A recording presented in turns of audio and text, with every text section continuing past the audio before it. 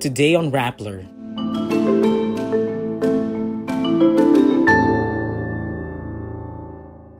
Contractor Curlee Discaya and 3 former DPWH engineers will spend the holidays in Senate custody.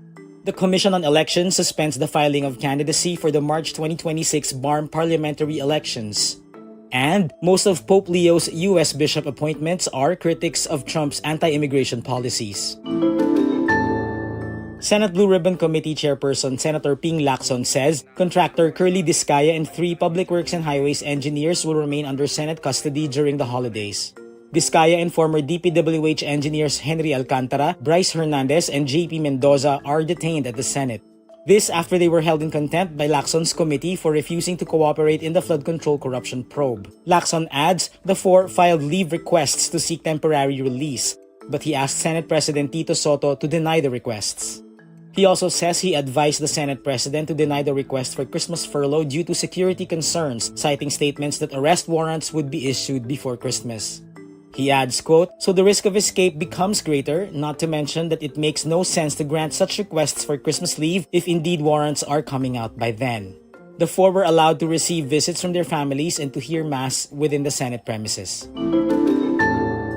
The Commission on Elections suspends the filing of certificates of candidacy for the March 2026 parliamentary elections in the Bangsamoro Autonomous Region in Muslim Mindanao. This over the failure of the region's interim legislature to pass a parliamentary districting law.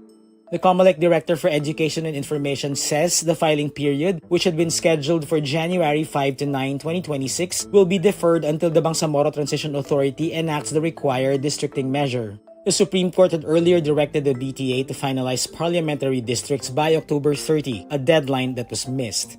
Under Comelec on-bank resolution number 11183, the new COC filing schedule will be announced once the BARMM districting law is in place.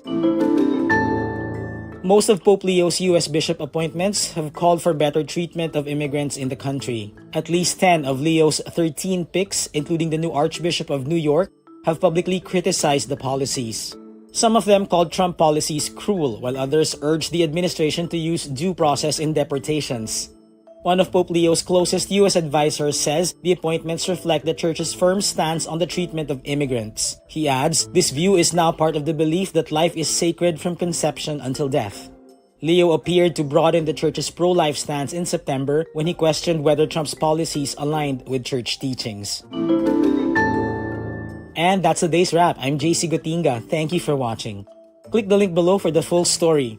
For more updates, download the Rappler app.